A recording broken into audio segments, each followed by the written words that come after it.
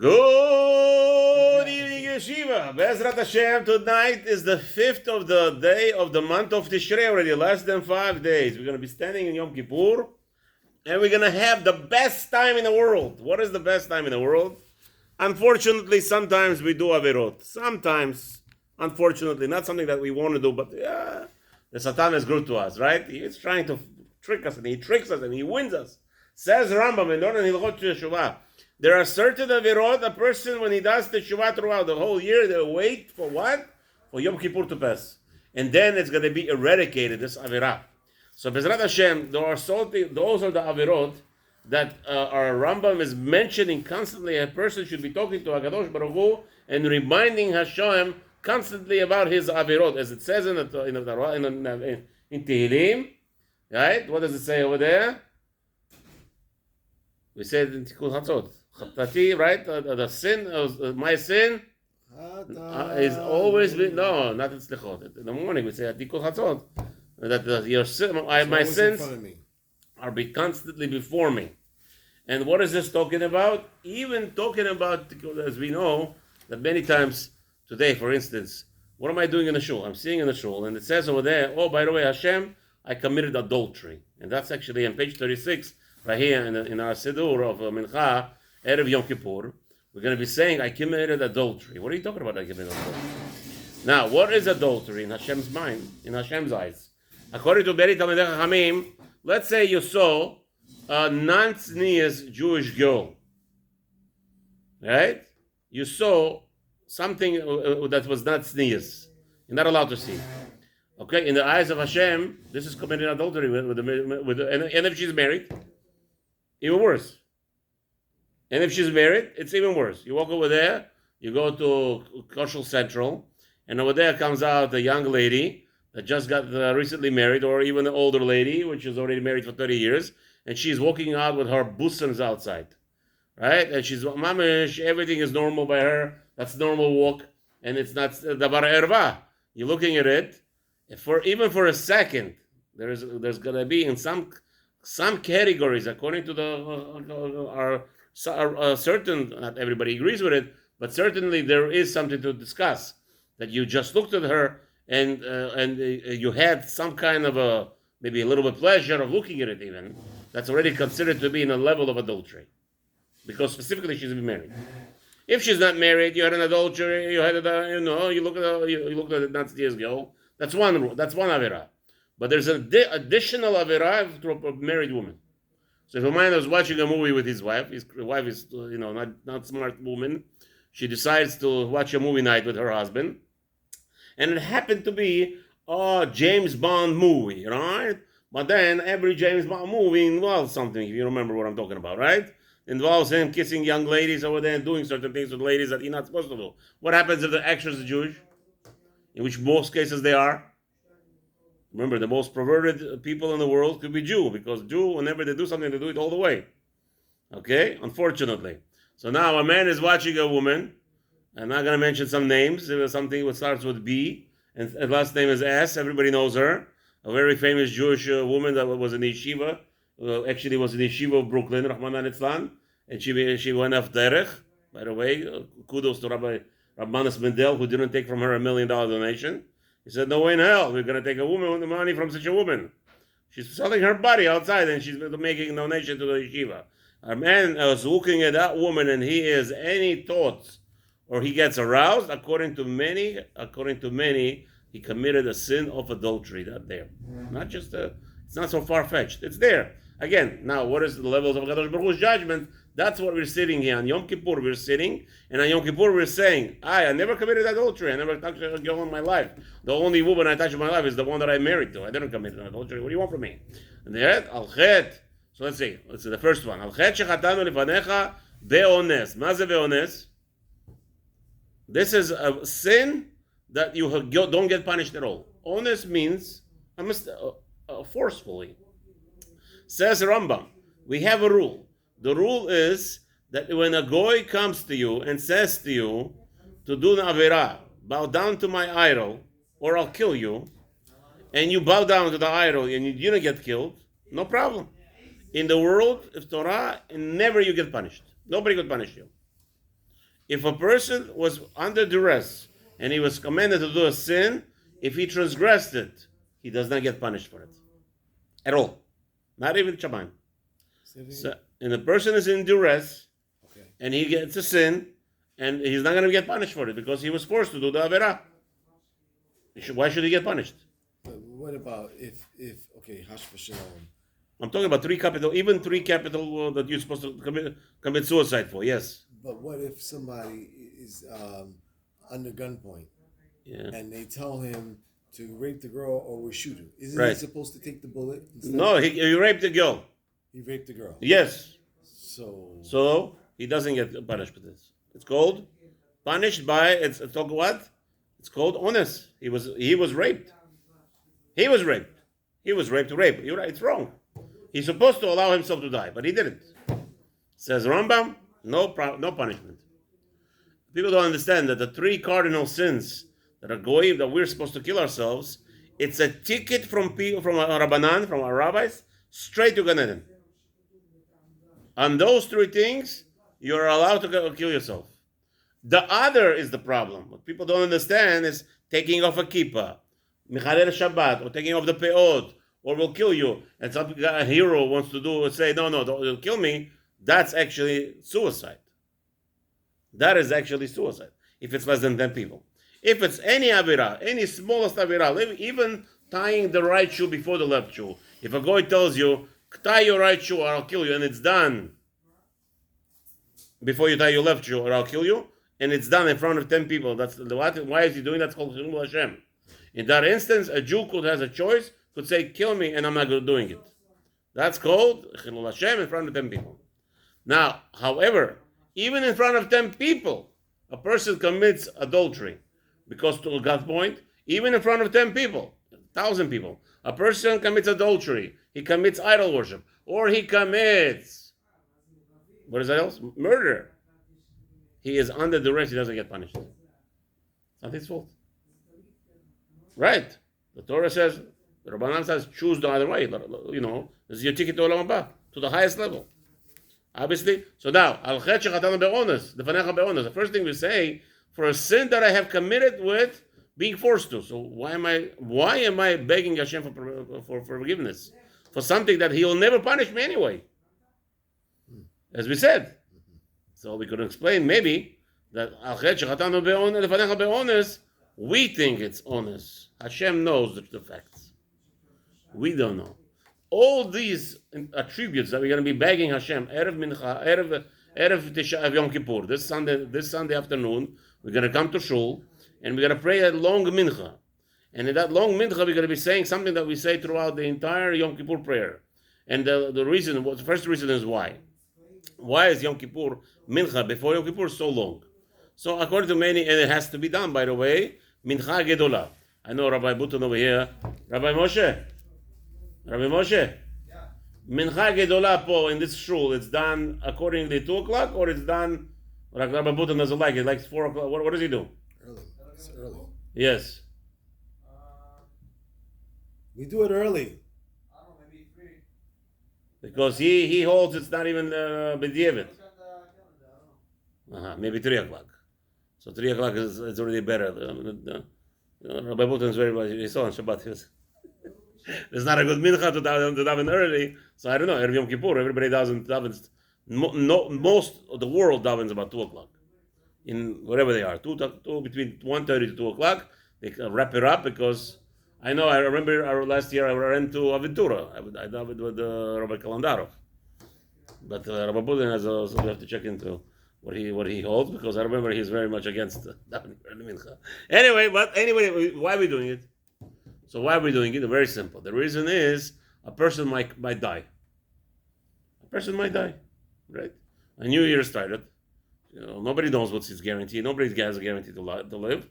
So we want a person to do a vidu. A person should say a longer vidu if it's possible, that Hashem should forgive him. And now if he eats and he chokes and he dies, it's okay. Now he has an atonement. That's what we do. So now, so we're saying to HaKadosh Baruch Hu, sins that I have committed with under duress, forcefully. That is also. So now, what's the level? So maybe even though the halacha is a Jew will never get punished, not even by Hashem. If it's a true onus, if it's a true forceful, if it's truly forced, he will not get punished. But Hakadosh Baruch Hu knows that minute issue, if it was real or not. Okay. Now another thing we have to know that we are also not davening here. According to lately, some achronim already mentioned that all this enumerations, the person never committed those things. You never know what you did in your previous gilgul. You never know what you did in your previous life, right. And therefore they're mentioned over here. Right. Next, number 2, read it. Al Chet Chatanu lefanecha bivli da'at. Oh, this is common. This we do sins every time without knowledge. A person did something he didn't know, or he doesn't even know. So it could mean 2 things. Two things that one thing he didn't know that he's doing a sin. That's one understanding. And also, bivli da'at means I did sin, but I didn't know I did it.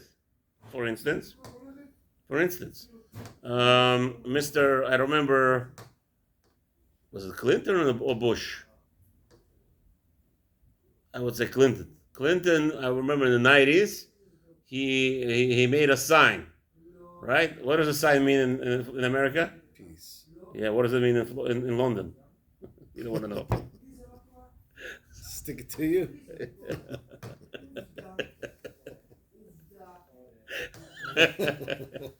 No, he was peaceful. He went out of the plane. He went like this with the British, and there was a commotion. What did he do with 2 fingers, balagan? And he was as he was leaving. So he didn't even know. Maybe he did know. Mr. Clinton knew what he was doing, but just to give it to the British. So again, you don't know what you're doing. Sometimes you do things you don't know if it's a sin, not a sin. So HaKadosh Baruch Hu knows. Therefore, we ask Hashem to completely forgive us. Al Chet Shechatan, next one. Al Chet Shechatanu lefanecha. Habibi, Al Chet Shechatanu lefanecha Begilui arayot. This is how we started the shiur. This is what we're saying to Hashem. I have committed adultery. Adultery? Shem Rachem, what? Me and adultery have to do with anything? Yes. Whatever you consider to be adultery. We're talking to whom? To Hashem. So he has a different roll call. You might think adultery is one thing. I just told you, just looking at a Jewish girl, even in the middle of an act, and you get a little bit aroused, and if she's married, there's a sin, a gravest sin. One of the gravest sins. And as I told you already, unfortunately, Hollywood is plenty of Jewish girls over there. Shem Rachem. Al Chet, no, next one. Al Chet shehanatanu lefanecha beda'at Mirma. Now, this is already the next level. This is we're saying, Hashem, on the sin that I have committed before you, beda'at, I did it with knowledge, and I tried to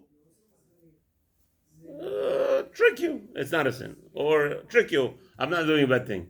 Mirma. Mirma means through trickery. He's committing some kind of crime through a trickery. Yane, he didn't know. Yane, meaning he's faking, basically. Okay. Faking. You're faking God. You think you're smarter than God. That's all. So if that in itself is punishable. What was the punishment of Hevel? Cain for killing Hevel? What was the punishment? The worst part is when he said to Hashem, "Am I my brother's keeper?" Not killing Hevel. Hevel killing, that's a one avera. But the worst avera from out of both, killing is a big avera. But worse than that is making fun of God. Right? So that was like his comment was a mockery more. That's right. Like, what are you asking me? What are you asking you? What am I asking you? And by him answering, and my brother's keeper is actually mocking God, and that is the worst of it all. Okay, so b'da'at uv birma. So that's what we're davening to Hashem to forgive us for that sin. Next, al chet chatanu lefanecha bihirhur halev. Ma ze hirhur halev? As we already said, you had a desire for something that you're not supposed to have. Not talking about men and women. Anything. Any desire. You had a desire of this beautiful house. right? You have something that's not yours. You're not allowed to. You're not allowed to covet your friend's house. You're not allowed to covet his beautiful car, a new Porsche that he had bought, right? So the question is, according to the Rabbanim, what is covet? What is called you coveting something?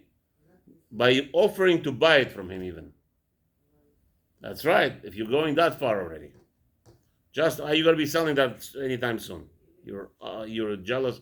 You're coveting his property, his possessions. So Hakadosh Baruch Hu birur alev. That's what it means. And even if you didn't mention it, Alev is in the heart. Yeah, you said to yourself, "Wow, that beautiful color in his Mustang. Oh, that beautiful Porsche that he has, the green and black color. I don't know how people get into that car." I said this. I get in, I don't come out. It's like 2 inches off the floor. I'm like, are you people crazy? How you sit in such a car and you drive the guy, and all of a sudden I see a guy coming out. Giganta, Maze. He's taller than me, but I'm almost 6 foot. He's like 7 footer. How you get into that car? I don't know. Anyway, and they sell those cars the price of my house, probably. Not my house, my neighbor's house in Florida. I don't own a house in Florida yet. I don't know. Should I buy? Yeah, should I buy here? I think I could buy somewhere with a lot of land for $500,000. You could buy acres of land. I don't know. No, they want my house. I live $800,000. Chachka. All right. Anyway. Vividui pe. Oh wow, what does that mean?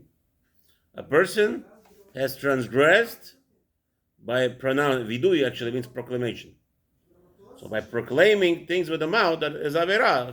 Whatever you consider that to be. I don't know what it is. I don't know. But sometimes with a wink you could kill a person. Just with a wink. Right? Somebody's asking you, should I do business with this guy? You turn around and you do some kind of remark. You didn't even do anything. You didn't even say anything. With that, like that. With your nose, you could kill people. People don't understand that. And Allah Baruch Hu is going to judge us for every nuance. For every little nuance that we do. For making a pshit in the wrong place, you'll be punished. I didn't cause it. You're right, you didn't cause it. Allah Baruch Hu is midayek. He knows the facts. He knows what's inside your heart. And this is what we're talking to here. There's no lying here to Hashem. The worst thing, that we should start this year with this. The worst thing any Jew, and this we should say it every time we discuss this topic of tshuva. The worst thing a Jew could do on Rosh Hashanah, Yom Kippur, Azarat Yemet Tshuva, is to justify his actions. There is zero justification. You want to justify yourself in court of Adam, of people? No problem. In Hashem's court, you don't justify anything. Nothing. As soon as you start justification, you lost the case already. You lost the case. The whole point is, Aviti Pashat. I have sinned. Next.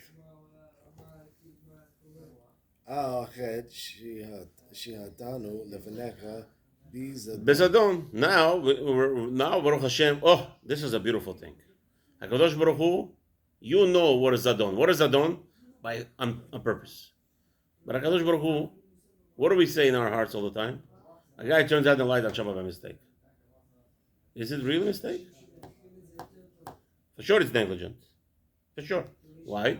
He should have had, and we'll say that, maybe he's going to mention here, that he should have bought a cover for the light. You didn't have a cover for the light? Then that is called what? Negligence, of course. It's a sin. 1 second. Is your car locked downstairs? Did you take out the key from your car? You were so careful. That you're not negligent. You didn't forget your keys in the car for Shabbat, the car running in the whole Shabbat. This you didn't forget. But mistake, or somehow you touched the light switch on Shabbat. That's okay. It's not okay. Okay, that's Pesha, but okay, we're going to discuss that also later. But Zadon means everything that I did, HaKadosh Baruch Hu, on purpose, please forgive me. Next. Bechozek yad. Over here it's talking about by force. I did something, right? Which probably would be a different level. What does chozek yad mean? Chozek yad means by strength, by force. So what is that? Where is that coming from? It could be maybe that over here the illusion is. Could be many other illusions. But one of the illusions is my Eitzer Tov came in and said, don't do it. My inner inclination, the good inclination, came to me and said, Habibi, don't do it. No, I'm doing it. I don't care about anything. For that I'll be judged. There will be no excuse. Oh, my Eitzer Tov didn't protect me. Hashem, the Eitzer Tov you gave me is supposed to protect me, but it didn't do nothing.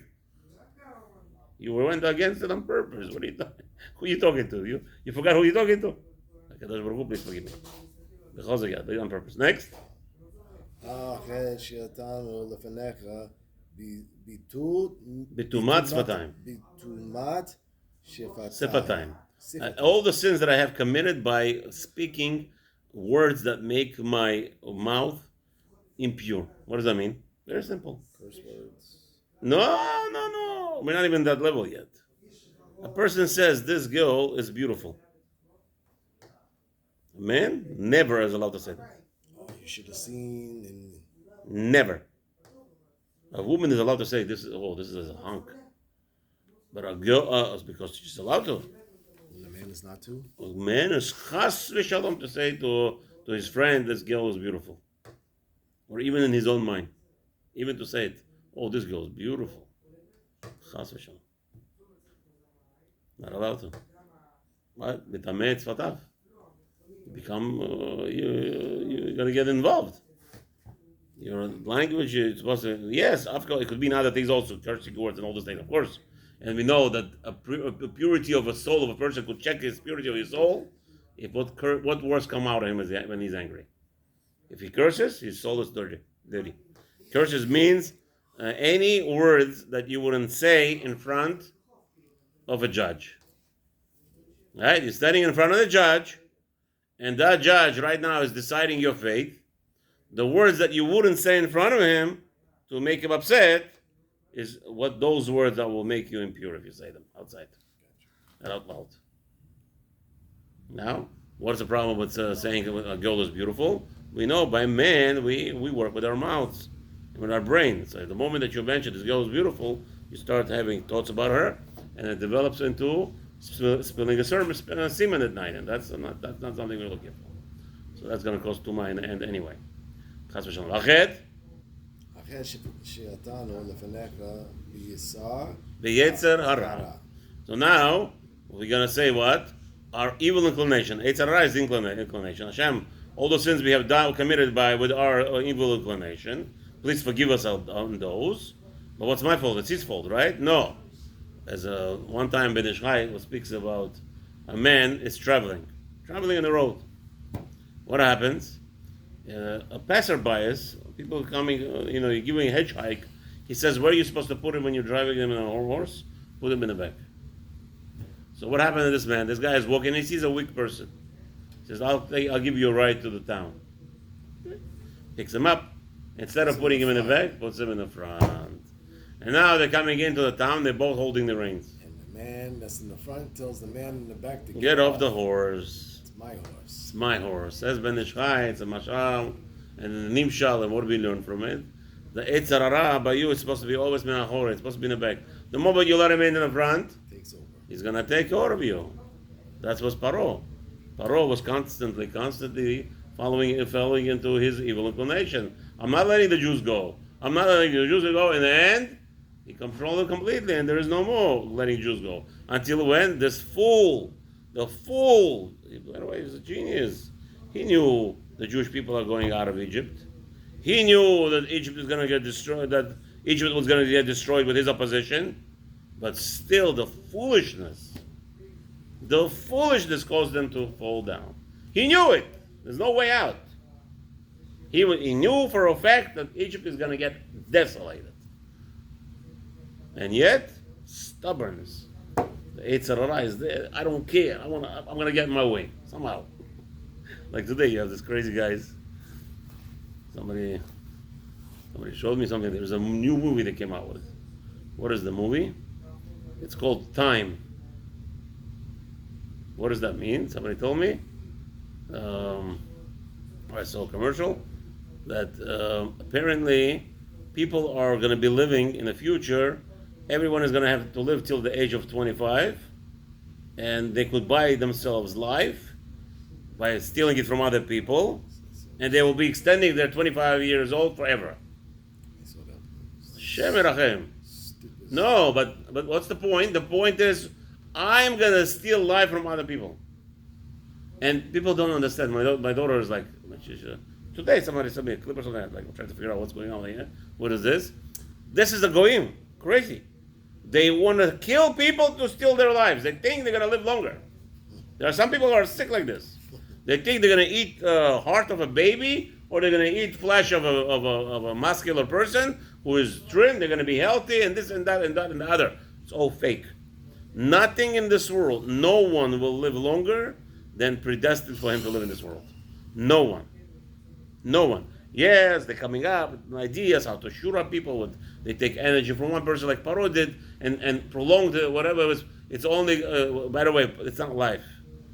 Paro was a stallion. You know what a stallion is? A hunk. Paro in his youth, he was a strength of anything, as they called him, like Hercules, kind of strength he had when he was young. When he was already doing all this garbage, stealing strength and energy from children and getting injected with it, you know how he looked like? This tripod was a little bit taller than him. That's life.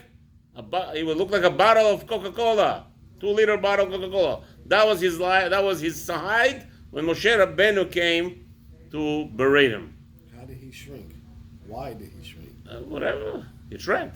He didn't die, but he shrank. He became shriveled like a little monster. Who wants to have such a life? That's called life? No, but he lived. He lived the longest, actually. He lived 1,140 years, something like that. Okay? All the way till the spot. That's Haftarah on Yom Kippur.